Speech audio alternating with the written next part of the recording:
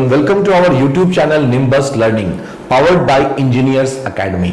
नहीं, एक क्वेश्चन है हमारे पास में, क्या बोल रहा है? A frictionless circular piston of area 10 to the power -2, मतलब 0.1 बोल सकते हैं, बोला ये पिस्टन है, क्लियर बात है, and mass 100 kg sinks into a cylindrical container, is that clear? बोला of the same area filled with water of density 1000 kg per meter, clear, as shown in the figure। वह figure में दिया हुआ है आपको, क्या बोल रहा है आपको कि the container has a whole of area 10 to the power -3 meter square, clear, 10 to the power -3 meter square, इतना बोल दिया हुआ आपको कि at the bottom that is open, यहां पे देख रहे हैं, यहां पे ये आपको होल प्रोवाइड कर रहा है, क्लियर सी बात है। assuming there is no leakage, बोला क्या कि कोई लीकेज नहीं हो रहा है, कहां पे? From the edge of the piston and considering water to be incompressible, और वाटर को क्या मान लिया हमने? Incompressible, is that clear? तो क्या बोल रहा है आपको? The magnitude of the piston velocity, इस पिस्टन वेलोसिटी की मैग्नीट्यूड की बात कर रहा है एट द इंस्टेंट इज, ठीक है, correct up to 2-3 decimal place तक आपको बताना। नहीं, फिगर समझ गए? अब देखिए ध्यान से क्या बोल रहा है आपको, बोला कि यही फिगर है, जब इधर प्रेस करेगा तो ऑब्वियस बात है यहां से बाहर जाएगा। तो बोला कि अगर हम बात करेंगे प्रेशर की बात करते हैं, नहीं तो P1 की बात करते हैं, 1 पॉइंट ऑफ प्रेशर, तो एटमॉस्फेरिक प्रेशर तो लगेगा ही लगेगा, तो एटमॉस्फेरिक प्रेशर तो रहेगा ही रहेगा, क्लियर बात है। और प्लस कितना हो गया आपका? 100 × 10/10 to the power -2, 100 × 10/10 to the power -2, is that clear?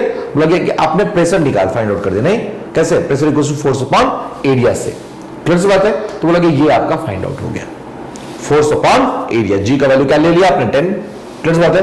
बोला कि ये आपका निकल गया absolute pressure, atmospheric pressure plus gauge pressure, is that clear? बोला कि इतना प्रेशर आपका लग रहा है अभी इस पे, तो P1 का वैल्यू हो गया PATM + 10 to the power 5। नहीं, अब बोला कि बर्नौलीज इक्वेशन लगा रहे हैं हम 1 पे और 2 पे, तो क्या हो जाएगा आपका? P1/W plus V1² 2G plus Z1, तो Z1 का वैल्यू यहां से लेके यहां तक आपको दिख रहा है 0.5 मीटर दिया हुआ है, 0.5 मीटर दिया हुआ है, नहीं, इक्वल टू क्या होगा? P2/W और प्लस V2² 2G।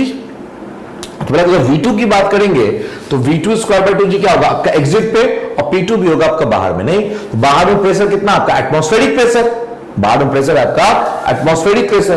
तो देखिए यहां पे लिख दिया PATM / 10 to the power 3 × 10, लिखने की जरूरत नहीं थी, आप सीधा 10 to the power 5 पे जा सकते थे गेज प्रेशर पे, नहीं, एटमॉस्फेरिक प्रेशर दोनों तरफ कैंसिल कर देंगे, सिर्फ गेज प्रेशर रह जाएगा, नहीं। तो इसको जब सॉल्व किए तो कितना आ गया? ये 10 plus V1² 2G plus 0.5 equals to V2² 2G, is that clear? अब बोला गया कंट्रीब्यूटिव इक्वेशन में लगा दिया दोनों साइड, लगा सकते हैं ना, क्योंकि डिस्चार्ज रिमेन्स कांस्टेंट, तो बोला कि A1 V1 equals to A2 V2, तो यहां से निकल गया V2/V1, और यहां से हमने वैल्यू फाइंड आउट कर लिया V1 का, क्लियर बात है। तो V1 का वैल्यू कितना आ गया आपका? 1.4563, 1.4563। देखिए ध्यान से, अब क्या बोल रहे हैं? Magnitude of the piston velocity, clear बात है, कितना जाएगा? 1.5463, इज दैट क्लियर? तो सिंपल सा क्वेश्चन था, आपको सिर्फ बर्नौलीज इक्वेशन बैलेंस करने अगर आ गया तो आप फाइंड आउट कर सकते हैं, क्लियर बात है। अगर बर्नौलीज इक्वेशन आप प्रॉपर लगा सकते हैं तो आपका सॉल्व हो जाएगा, नहीं, द आंसर इज 1.4563, क्लियर?